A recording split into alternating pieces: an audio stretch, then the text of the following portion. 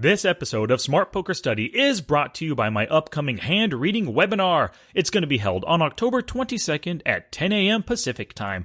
Accurate hand reading allows you to make better, more positive EV choices in every hand you play. Not only is it great at the tables, but hand reading allows for better off-the-felt hand analysis. The webinar comes with additional items and some bonuses, so don't miss out. Attend the webinar and become a rock star hand reader. Visit www.smartpokerstudy.com/handreadingwebinar for more info and to purchase now. Hello, I'm Sky Matsuhashi, founder of SmartPokerStudy.com, the place for poker players who are always striving to be better today than they were yesterday. Poker people, in episode 99, I dove deeper into blind stealing with positional analysis, stealing ranges, dealing with limpers, bet sizing, and of course, break-even math.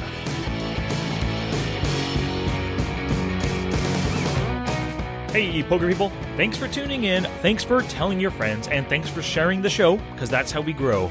Ooh, Nelly, I'm excited to bring you a great interview today. I talked with Brad Wilson of EnhanceYourEdge.com and the I Think Tank. He's a longtime poker pro and coach. He's also a blogger, training video creator, card runners coach, and Twitch streamer as well. We talk about his journey to becoming a poker pro and coach, the importance of relationships in poker, how he coaches students through their leagues, and the I Think Tank. You can find links to everything we talk about in this episode's show notes at smartpokerstudy.com/pod101. Without further ado, here's the interview with Brad Wilson of EnhanceYourEdge.com and the I Think Tank. And now for our feature presentation. Alrighty, poker people, this is great. We've got longtime poker pro, coach, blogger, as well as card runners coach Brad Wilson joining us on the podcast today. He's the creator of EnhanceYourEdge.com, a poker blog and training site where Brad has developed a strong community of like-minded players and coaches interested in learning from each other and growing as a group. And he's recently started the I Think Tank, which is a regularly scheduled interactive group coaching session where they review game tape and hand histories while discussing poker strategy. I'm excited to have you with us, Brad, and welcome to the show. What's up, man? Not much. How's everything going? It's going well. Yeah? You know, I can't complain. Good, good. Have you been putting in a lot of hours on the felt? Always, man. That's how the money comes in. Absolutely. It's hard to be a poker coach, I guess, when you're not putting the time in yourself and getting in the arena and battling and keeping up with all the trends. Absolutely. How many hours would you say? Actually, I know because I'm part of the Facebook group with you. I know that you have a schedule of play and actually like a weekly and a monthly goal. What are your goals right now when it comes to hours played or hours on the felt? 120 hours would be my goal this month. Okay. Which is about 30,000 hands. Yeah. Playing 4 tables on Ignition, 6 max. And I have financial goals too of $12,000. Basically, I want to when I create goals, I want to segment them as specifically as possible.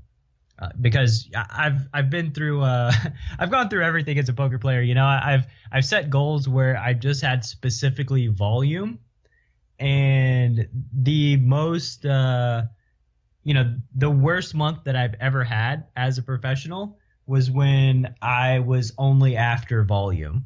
Like I played well over 100,000 hands in a month and ended up having a losing month, because like my only goal was quantity. Yeah. And I wasn't focused on quality. And that's just, that's a mistake that I think lots and lots of people make.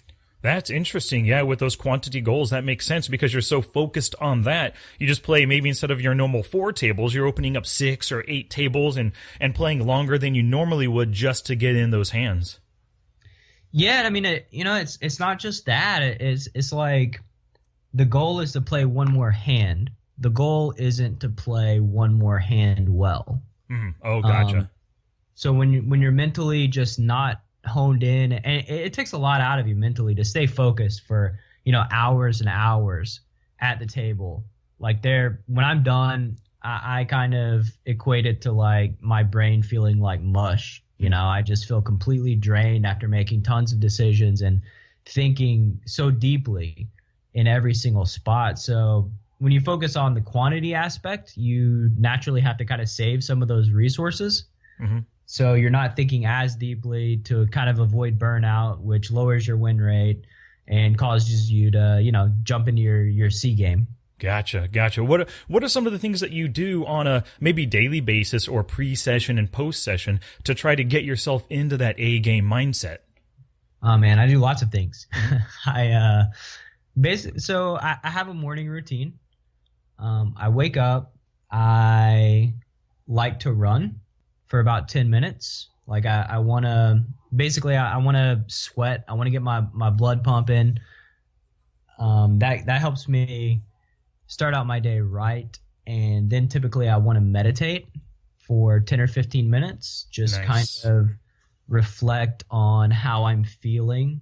Do I feel anxious? Do I feel stressed? Do I feel calm?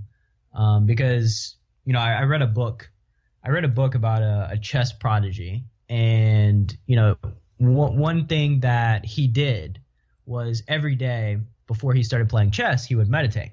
And he would ask himself, like, he would figure out how he felt that day. Did he feel aggressive? Did he feel passive? Like, how did he feel? And based on how he felt that day, that was the style of chess that he used, which I always thought was, pretty interesting.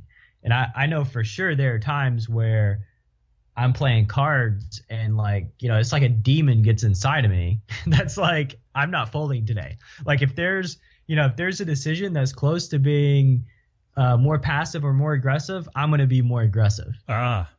And then there are other days where, I choose the more passive routes. So I like getting in tune with how I'm feeling. I know it's No, that makes total sense. Was that book that you read, was that Josh Waitzkin's book? Yes, The Art of Learning. Yep.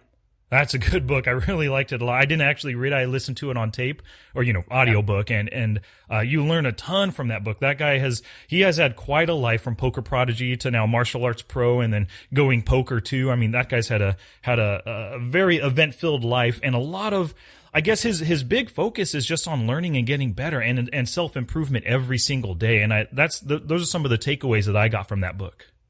Yeah, and since you called me out on it, it wasn't actually Josh Waitzkin that did the reflection on a daily basis, but it was somebody that he knew, that he was kind of telling a story about them. Oh, gotcha. Okay. But yeah, I mean, I think we should know who we are, and know what our strengths are that day and really play to those strengths. Absolutely. That makes sense. Speaking of knowing who we are, my guess is that, a good amount of my audience probably doesn't know who you are, Brad. So can you tell us a little bit about you? Like, how did you get your start? What games, maybe what stakes, and were you a live and online player when this whole poker journey started for you? So me, who am I? I started playing when I was 19 years old. I guess I caught the bug probably when I remember my stepdad playing on Paradise Poker when I was, 16 years old. So and he played like 25 cent, 50 cent limit or something. Like it was very, very small stakes. But I remember knowing about poker that far back. I guess that was like the late 90s. Okay. And I had a friend of mine he kind of fell into becoming a professional poker player. His mom was a dealer, and he just read some books and started playing cards, and he got good. And he came through town. He played in a tournament in Foxwoods and stopped by where I was living in Chattanooga and was telling me about poker. And, I just thought I was a server at Applebee's at the time, not making much money, didn't really, I had no responsibilities, no wife, kids, nothing like that. So I caught the bug, man. I wanted to learn as much as I possibly could and give it a shot. I worked my ass off. I saved over, I think it was $3,000. It was either $3,000 or $4,000. I called my friend up and I said, "Hey man, if I give poker a shot, would you be willing to teach me and help me out?" And, he said, "Hell yeah." So I took my money. I moved 10 hours away from my home and everybody that I knew. to become a professional poker player. I told everyone that I worked with what I was going to do. The reactions that you would get are somewhat predictable. You know, most people kind of laughed in my face, you know? But yeah, I just went for it. Yeah, I moved down there and started playing on Sun Cruise. It was one of those casino boats that travel out to the middle of the ocean in international waters, and then you can play cards for 3 or 4 hours. Okay. And I started playing on Sun Cruise, the 5-10 limit game, and the games were really good back then. Very, very good. I think I won, and of course I was a luck box. I think most people that find success in poker have to be kind of lucky in the beginning. Yeah, a lot of them do, it seems. And, I think I won my first 11 or 12 sessions. But I will say this, for live poker, and I love this story. There was one day where we had a table of 10 guys that were playing, and 8 of us wanted to play 10-20 limit. And there were 2 people that wanted to play 5-10, right? Mm-hmm.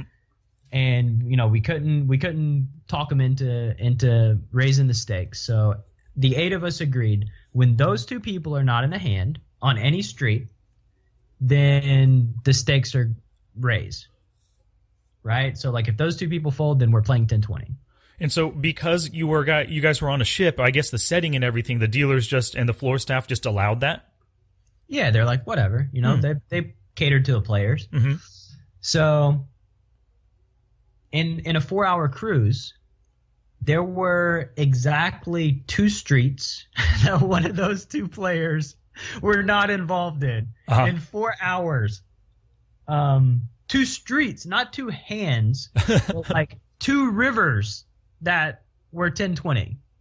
One of those 2 players were involved in every single hand for 4 hours to the river. Did they do that just to dick you guys? Or they were just super loose passive guys and played every hand? Oh man, they just wanted to play every hand. Gotcha. They weren't doing it to spite you. If they didn't play 10-20, they would have lost a small fortune. Yeah. Crazy, man. So, I did win my first 10 or 11 sessions, but back then, all you needed to do was memorize a starting hand chart, and you were pretty golden. Yeah. It's pretty hard to lose in those games. Yeah, I gotcha. So you just started, I guess in the beginning, you started basically with Phil Hellmuth's top 10 hands or whatever and just played those strong, huh? Yeah, basically. All right, awesome. And the name of the game back then was Limit. Mm-hmm. There wasn't a lot of no limit, even online. Like Party Poker. When I played on Party Poker, back then they had, I think 100 and L was the biggest stake they had. Wow. And it was all 50 big blinds. Mm-hmm. So $50 buy-in, 100 and L. Yeah. And then they had the 30-60 limit game was their biggest limit game. Mm-hmm. And I wanted to, I played a lot of 15-30 limit, and admittedly I don't think I was very good at the game. Mm-hmm. I think I may have turned a profit, but my one love of was no limit. The aspect of manipulating opponents with bet sizes and just the creative aspect was huge to me. And as soon as Party Poker allowed us to play those no limit games, I don't think I've played limit poker since. Yeah, I gotcha. So it sounds like when you were 19, you picked up the poker bug, moved 10 hours away, and then right away you just decided to become a poker pro, right? It sounds like you didn't spend much time at all really learning the game and taking your hard knocks at first, and while working a job. It sounds like you dove into the poker pro thing right away. Right. So that's actually not true. When I was at Applebee's as a server, I worked constantly to save that first bankroll. Yeah. Just worked and worked and worked. But I would show up an hour or 2 before every shift, and I would bring in Super System, I would bring in Hold'em for advanced players, and I would read. And I read an hour or 2 before every single session, and an hour or 2 before every single shift, I should say. I guess servers don't call them sessions. No. But before every single shift, I read for an hour or 2, and after I would do my side work. I would go sit in the back with Super System, and I would just read, man. I was obsessed. Like, I was obsessed with learning the game and being the best that I could be. I talked to my friend in Florida constantly. I mean, he would discuss hands. Obviously, I didn't, I wasn't very good back then or anything, but I was immersed in poker. And that's what it takes to become a professional, right? Lots of people have come to me over the years, and they say like, hey Brad, could you help me play cards? I want to supplement my income. And I'm like, it doesn't work like that, man. Like, this isn't, there are hobbyists out there that can beat the games, but if you want to be a professional, you have to have an obsession. You have to want to learn. You have to want to be as good as you can be. You have to do what other people are not willing to do to get to that point. Yeah, gotcha. And you were doing that when you moved away from home. And so you were living really close. Like, did you and your buddy, your poker pro friend, did you guys go to these river boats like together to play in sessions together? Oh, yeah. Oh, yeah. Would you guys ghost each other online too and sweat sessions and stuff? Not really. Like, we didn't, I didn't play a ton online back then. It was all pretty much the Sun Cruise Casino. And I mean, we played against each other on a regular basis. And I mean, we tried to kick each other's ass. Yeah. I mean, we tried to beat the hell out of each other. And it wasn't even a point of like the financial. It was like a point of pride, I think between him and I, we had this competition to where like both of us wanted to be better than the other one. But it was, it's a competition, but we're helping each other at the same time because, we would constantly discuss strategies and bounce ideas off each other, never afraid to tell each other like, I hate that. Like, you're an idiot. Like, I hate that line of thinking. But then sometimes one of us would say something and the other one would be like, that is freaking genius. Like, why hasn't anybody thought of that before? Yeah. And we would just we just used each other to grow. And, like I said, back then it didn't take very much to be ahead of the curve. And we had discussed so much poker strategy that, like, when the No Limit game started to run on the boat, we were the best players in the game from pretty much day one. That's great, man. When well, you're obviously still a poker pro and coach and everything. What's your buddy doing now? Is he still in the poker world? I don't know. We fell out of touch. That's another long and not so good story. Okay. But I think he's probably involved in the poker world in some capacity. But over the years, I've been blessed enough to play stakes where I'm playing against guys who are some of the best in the world. And I've developed relationships and friendships with them, and I've never really had a lack of, really great players to discuss strategy with. And that's, I'm very, very grateful for that. That's great. Yeah, I think that's actually key in most poker pros in their journey is having those friends, buddies, Skype discussion groups, whatever it is, to bounce ideas back and forth and improve each other's games, like you were saying. Yeah, and that's it's huge, because you're helping them, but they're helping you, and you both grow and you both get better. And a lot of the guys that I see that have tons of success in poker, they're friends with the other successful guys. I mean, that's just kind of how it works. One of my biggest pet peeves is going to play live, and that kid sitting in the one seat that just has his headphones in and his hoodie up over his face, and he takes exactly 12.2 seconds before he makes every action, never laughs at any jokes, never talks at the table, and then when he's done, he just leaves. Like, I mean, come on, man. Like, poker's about entertainment, and it's about, like, you can make friends. You can, like, all the friends that I've made that I was telling you that I'm grateful for, I met at the poker table, like, just talking. And I've met just lifelong friends just from just talking about the weather and, who knows what. And when they ask a question about poker strategy, I tend to just give my honest opinion. At the tables? No, away from the table. Away from the table. Okay. It'll be like, they play a big pot and then, they're like, hey, Brad, I'm going to go outside and smoke a cigarette, and we'll go out there and they'll ask, what do you think? Yeah.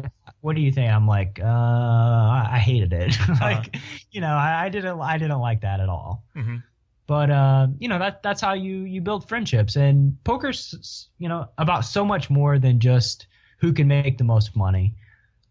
Gotcha. Yeah, I agree with you there. That is one of my things too. When I go to a live setting, whether it's cash tables or tournaments, and you do notice those 20-year-old, sometimes even 30-year-old guys just, in their own little world playing solo, not talking to anybody, it does bug you. And it makes for a not fun experience for everyone else. I mean, for the most part at a live setting though, a lot of the players are talkative and they'll just talk around that dude and just ignore him, But when you're at the table and making friends with others, one of the benefits that comes from that is, you kind of become friends, and then you get into a big hand with him, and he'll often, maybe not really gently play against you, but he won't take some of the more aggressive lines that he would. And, making friends at the tables kind of helps you in situations where your hand or your range might not be that good. And, you can get to showdowns cheaper, and just people don't play back at you as much when you're friends with them.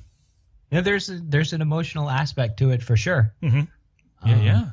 Cool. So you've been playing, for a long time, since you were 19 years old. When did you become a coach? Like, what led to your progression, becoming a coach? Basically, like I said, I've been immersed in poker and surrounded by great poker players, and we've constantly helped each other grow. And I guess probably in like 2008 or 2007, a friend of mine on 2+2, he had gotten PM'd. Like, I'm not a big message board guy. I'm not a big poster, I'm more of like a lurker. Gotcha. I read. I don't really post too much. Do you still lurk in forums like that? Not really. Yeah. No, I don't really have time now. I mean, I have a Skype group that I run, and guys constantly asking me questions, and a Facebook group that I run, and I'm playing cards, and I have a wife and kids, and yep. I don't really have the time to really do that anymore. And plus, like, the reason that I would lurk and read hand histories, especially like back in the day, 2005, 2006, like, Tom Dwan, all those big name pros, they were posters in the high stakes no limit forum on 2+2. Yeah, and they were putting out all their thoughts and opinions on every hand they play and what others play too. Yeah, like, hell yeah, I want to read that. I want to read what the best players in the world are thinking. Mm-hmm. Nowadays, like, I think a lot of stuff, a lot of those pros, like, I think Run It Once basically just took, like, gathered up all the best pros from like 2+2 and started paying them to create content and produce videos and stuff. So a lot of the talent, a lot of those guys left, basically. Mm-hmm. But, a good friend of mine sent me a message, and he said that some guys had contacted him about coaching. He wasn't especially interested in it. He thought I would be good at it. And so he gave me their contact information, and that's kind of how it began. Oh, that's awesome, man. A referral right there from a buddy of yours. Yeah. Basically. Yeah, that's great. That's how my coaching started too, actually. A guy I knew some guys who needed help in a specific topic that I'm well versed in, but then he didn't know it. He's a coach himself, but he didn't really, maybe doesn't fully coach on that topic. So, contacted me, and then that's where I started as well. Referral process, word of mouth. Yeah. Mm-hmm. Yeah, I mean, that's a good way. Yeah. Absolutely. So when I know you're currently coaching along with all the other stuff that you're doing, you're taking on one-on-one students as well.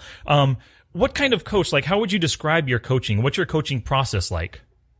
So my coaching process, typically the first thing I do with all of my new guys, and I make it very clear up front, like, coaching is not, a magic bullet. Mm-hmm. Basically, you get out of coaching what you put in.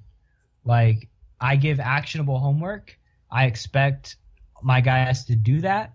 I expect, I guess for the guys that want success, I kind of expect obsession, Mm-hmm. Like, I want them to message me. I want them to be curious. When I pose a question to them, I want them to answer it as in-depth as possible, and I want them to ask me good questions, right? Because I found that my students that find success are typically the ones that ask me really great questions that are gonna force me to answer and make them grow in the process. Yeah. What I do is typically the first session begins with them recording themselves playing, about an hour, and we watch that video together. And that gauges, where I think they're at as a player. I want to understand their thought processes, want to understand, maybe some areas where they're lacking and where they can improve.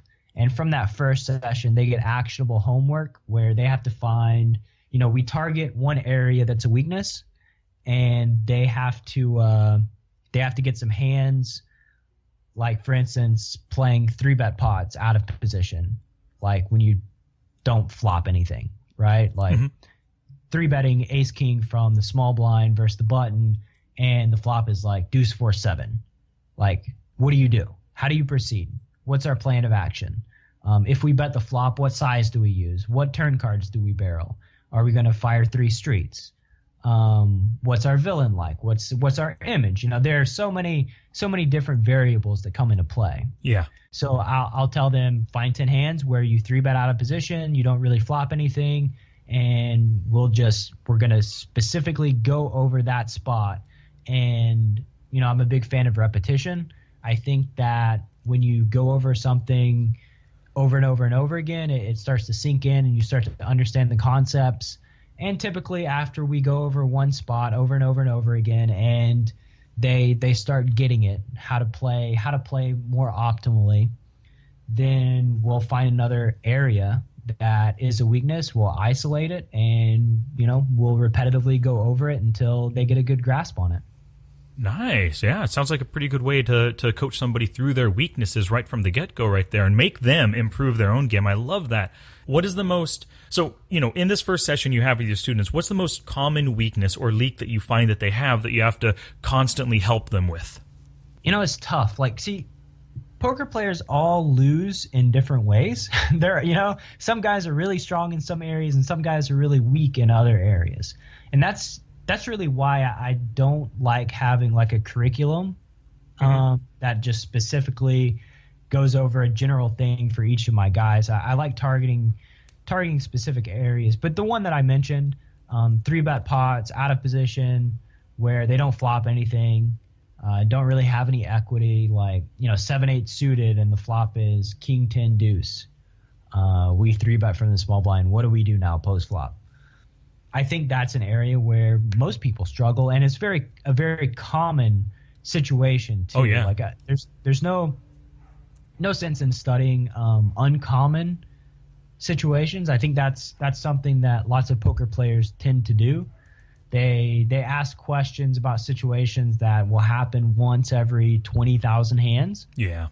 And they spend their time and energy focused on that, and it's like, you want to get really good at the things that happen all the time.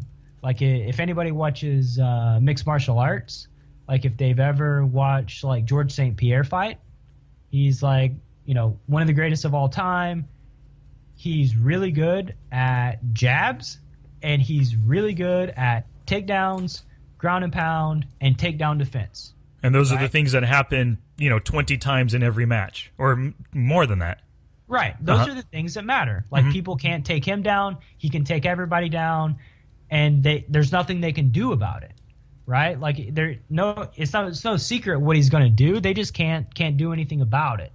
So like in poker, kind of the same thing. You want to get good at the things that happen on a regular basis, playing in 3-bet pots, facing C-bets with position, facing C-bets out of position, C-betting yourself, C-betting the turn. These are things that just always happen on a regular basis throughout your poker session. Yeah. Sounds like the Pareto principle or the 80-20 rule. Mm-hmm. Yeah. which I, of course, am a big fan of. I love the 80-20 rule. Well, good. So when you look at how your coaching sessions go, the first session is you watch a game tape with your student together, and then you find one leak. The next session, after they do their homework, they come back and talk about 10 hands or however many hands they find. What would the third session be? Do you watch another game tape, or do you take another leak that you found from that first game tape review session? Well, it's sort of a cumulative process. Mm-hmm. In the second session, I start hearing their thought processes, right? And we kind of go a little deeper in the decision tree. Mm-hmm. We go to the turn, we go to the river. I hear what they're thinking and what their plans are for, how we're gonna come up with a plan for future streets. And from that second session, we'll find an area where I feel their thought process is lacking, whatever that may be.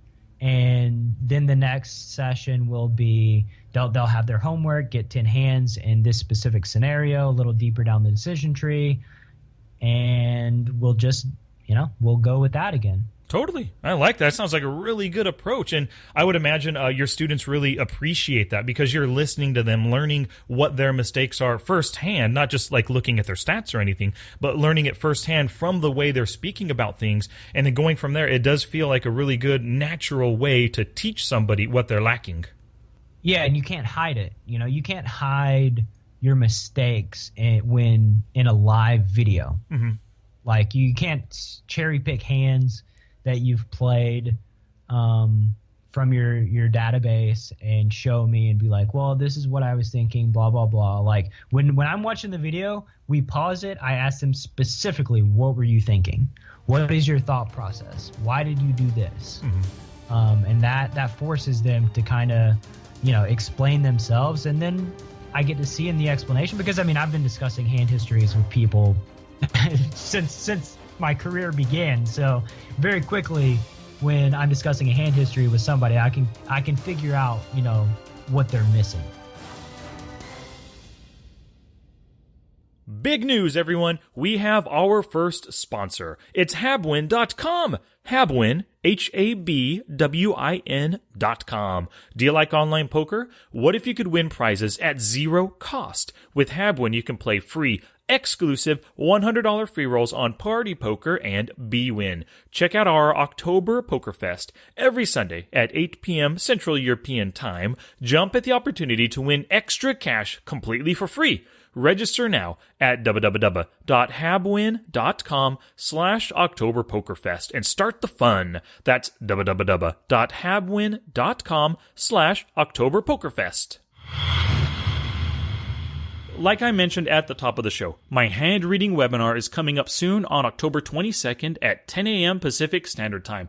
I got lots of great feedback after that last one that I did on rejamming in MTTs, so it's time to do another.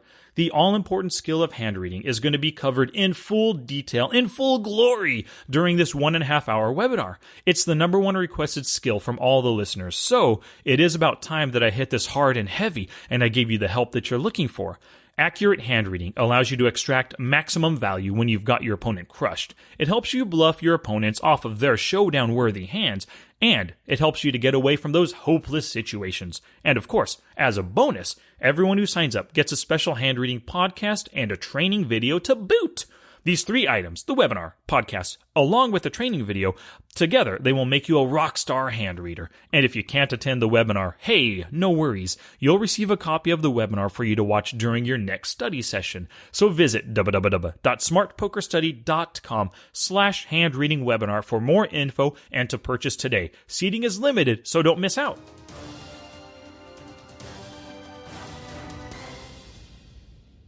One thing, you and I talk occasionally about stuff, and you told me about this new I think tank that you put together with, regularly scheduled interactive group coaching sessions, and it really interested me. I've seen 4 of the different videos that you guys put out there. Can you tell me a little bit more about it?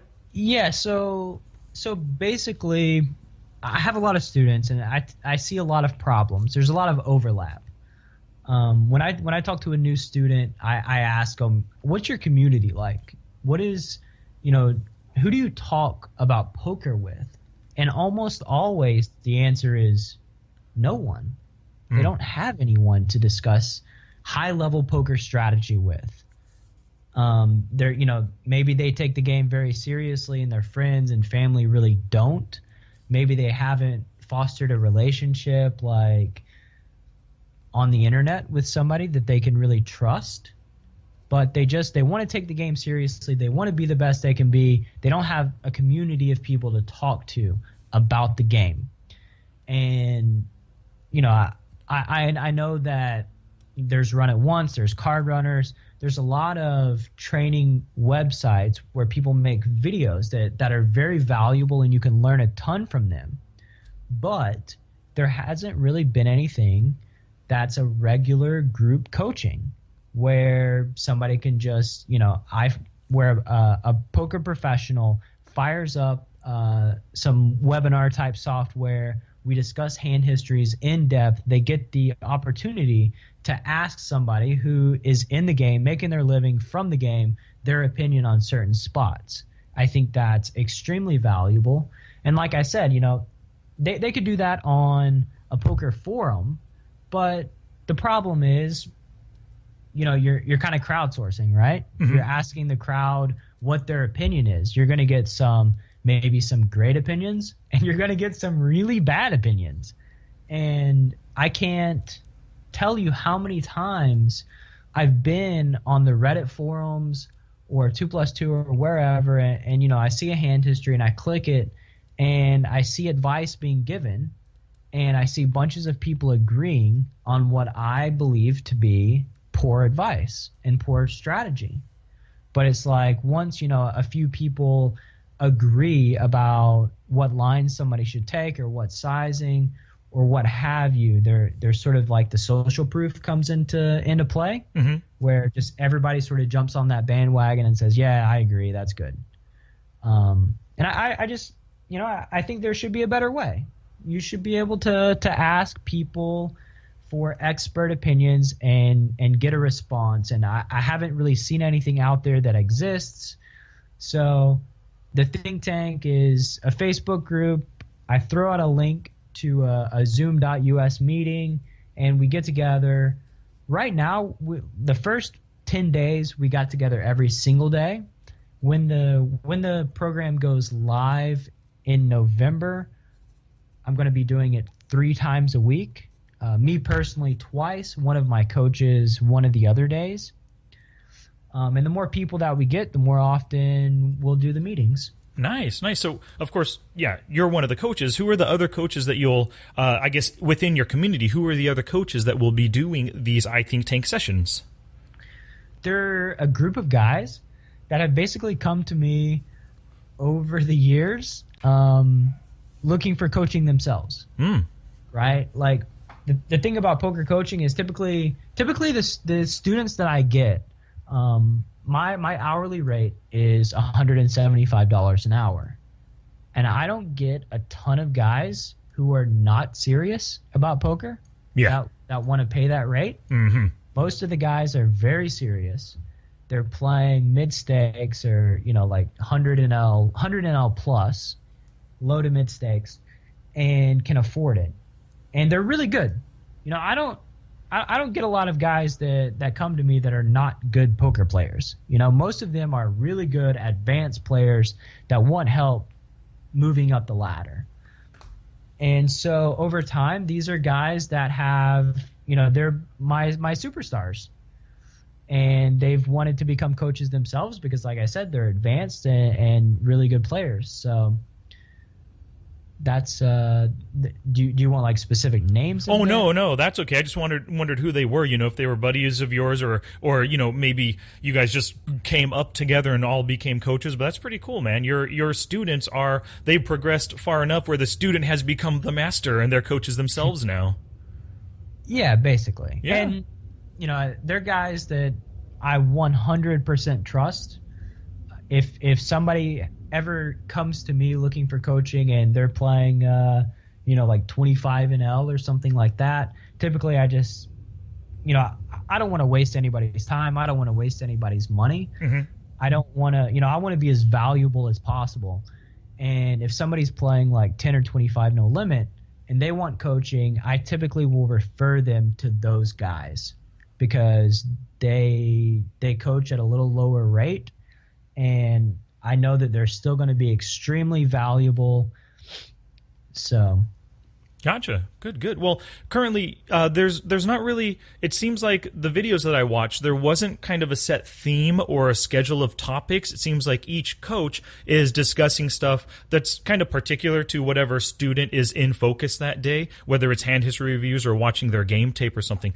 When it goes live in November, are you going to have, like, this week is all going to be dedicated to 3-bets, and the next week is all dedicated to C-bets in position? I mean, is there going to be a schedule of topics like that in the future? I don't think it's going to be like a weekly thing. I think it'll be a daily thing. Okay. And right now, this is, sort of my test month. I wanted to test it out, see how people react, how people respond, and I'm learning, right? I think, like, you always need to be learning. I want to learn what my guys feel like is the most valuable thing, because what I think is the most valuable thing may not be what they consider to be the most value to them. So right now we do a bunch of different things. I'm trying to ask them in the group what they find particularly valuable, and those are the things that we're going to focus on next month. Nice. That's a good plan right there. Poll your audience and see what they want help with, and then cater to them. I like that a lot. Is there a way that my audience can take part in the interactive coaching of the I Think Tank right now before things go live to check you out and to maybe give you some input to help you improve your product? Yeah, sure. I mean, okay. It's a private Facebook group. I can give you the link and maybe post it on your Facebook group's page. Yeah, absolutely. We can. Absolutely. I put it in my Facebook group, and what I'll also do is I'll also create a special link that will take my listeners directly to your link, and it'll just be www.smartpokerstudy.com/ithinktank, and I is EYE for Enhance Your Edge. So it's I Think Tank, and that'll take you directly to Brad's Facebook group, where you can ask to join, and then we'll accept you there, and then you can start taking part in the I Think Tank. How does that work, Brad? Sounds good, man. Cool. Yeah, we'll definitely do that. So when somebody comes in, they're brand new to your Facebook group, and I know you've only been doing it for a couple weeks now, but when they come in, they ask permission to join, you accept them. What's the first steps that they should take when they want to get involved in the group and get started on the webinars? Click the link, Yeah. click the link at the specified time. It typically goes at 8 p.m. Eastern time. I put the link up there, invite everybody to join. Click the link, download Zoom.us, the webinar software. It's pretty straightforward, easy download, and just participate. Nice. Get out of your comfort zone. Get involved and get in there and ask questions. Good. Yeah, I really like that aspect. It's tough for me. 5 o'clock is just tough for me being over here on the West Coast, but I really like how the videos are available afterwards, so I can watch and listen to everyone else's questions and listen to the coaches, answers and their explanations of everything. I really like the process so far that you've got going on. Right, and I'm always going to create an archive. I'm not sure that I'm going to, anybody that's a part of the think tank will get access to the archives forever. And great. I will be posting some of them on like my YouTube channel, and Card Runners wants to post some on like their Facebook page and stuff like that as well. Gotcha. Well, that's awesome, man. Oh, well, speaking of Card Runners, real quick, I just wanted to mention, I think I said it in the very beginning, but you're a Card Runners coach, right? What do you do for Card Runners there? I produce videos, and I'm their Twitch streamer. Oh. I stream Saturdays. I'm supposed to start at 12. A lot of times I get going at about 11, and I go for 3 hours from around 11 Eastern to 2 p.m. Nice, man. How long's that been going on? You've been with Card Runners? I think since like last May. Oh, okay. So maybe 6 months, and I mean they're awesome. They're bunch of cool guys. I was a huge Card Runners fan back in like 2005, 2006. When they were like the first premium poker strategy, video producers. Yeah. They had Cole South and Brian Townsend, and then, all those just awesome, super high level players, kind of like the original Run It Once crew, where they just got all the talent, made the best videos. And, I learned from watching their videos, like just light bulbs would constantly go off in my head. Like, oh, that makes so much sense. Why didn't I think of that? So I think that, for anybody out there listening, like, one of the rules in life is like, you get what you pay for, right? Lots of people, there's so much free poker content that exists out there.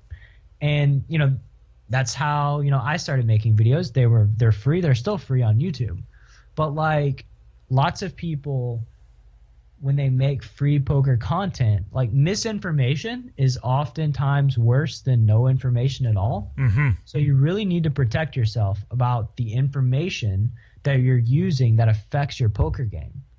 Like, and when you pay $30 a month for card runners, which is not a huge monthly fee, it feels like a steal at $30 a month, with all the stuff they've got on that, all the great content.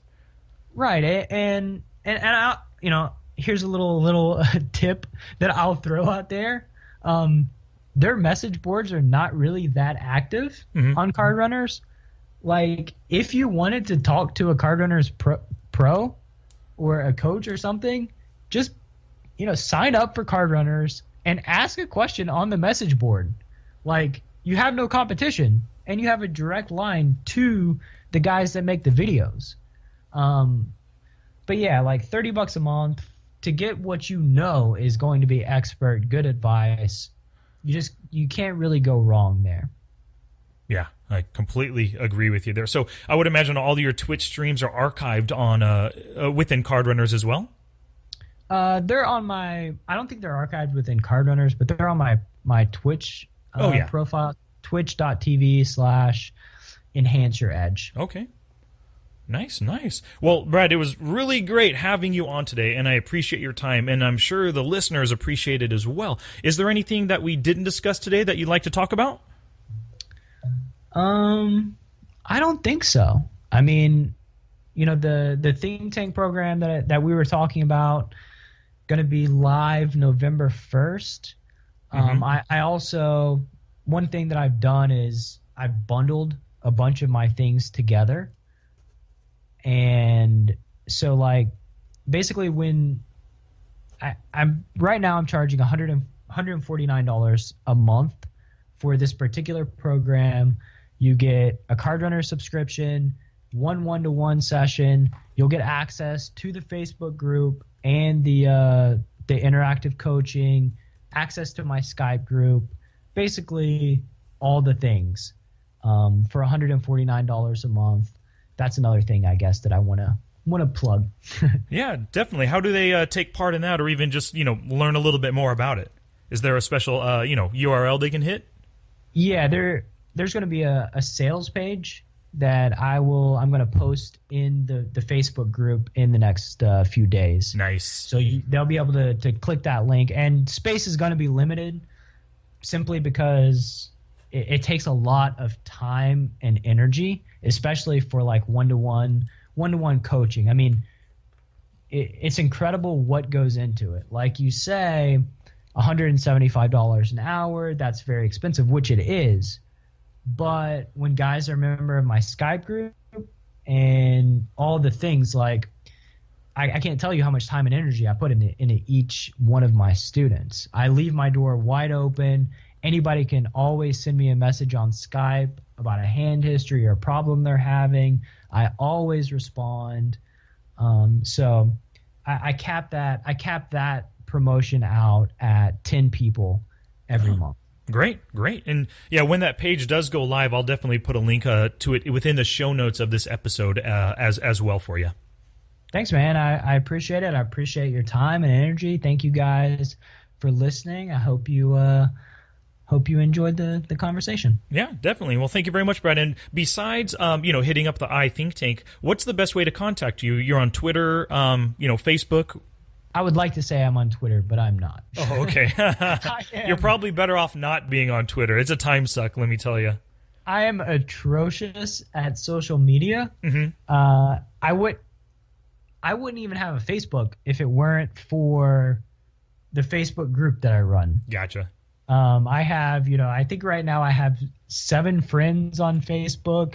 Like you said, it's a huge time suck, and I know myself. I know that I get it. I have attention deficit disorder. I can get pulled in for hours and hours and waste a lot of my time and life. And, that's the thing that I value the most is my time and energy. And I want to put it towards the things that I feel like matter the most to me. And that's, my family and playing cards and my students. Nice concluding message there. I love that. Family, cards, and students. That's great, Brad. Thank you very much for your time today. My pleasure, man. Thank you. I'd like to once again thank Brad for joining us today. You can find everything that he and I discussed in the show notes at www.smartpokerstudy.com/pod101. So head on over and check it out. Also, please join the iThink Tank for free for the rest of October to see what these incredible interactive poker sessions are all about. Just head over to www.smartpokerstudy.com/iThinkTank, and that was IEYE Think Tank. You'll be taken directly to his Facebook page where you can request access, and Brad will let you right in. Once you're in, click one of the posted links to see some archived sessions, and make sure you watch one of the live sessions where Brad himself will be reviewing game tape or hand histories, and he'll be answering your questions live and on the spot. And of course, thank you all for listening. Send me your constructive feedback through the show notes page. You can also send an email to sky@smartpokerstudy.com, tweet me @smartpokerstudy, or post in the Facebook group at smartpokerstudy.com/discuss. And I want to thank our show sponsor today, habwin.com. Check out their October Poker Fest by visiting www.habwin.com/OctoberPokerFest to register now and start your free roll fun. Win some free cash and build that bankroll, baby. Alrighty, poker people, be sure to come back this Friday for episode 102, where I will conclude MED number 2, blind stealing, with some important blind defending considerations. Word of mouth is the best advertising, so if you think your friends will get something from this podcast, direct them to the show notes to start their journey. Until next time, study smart, play much, and make your next session the best one yet.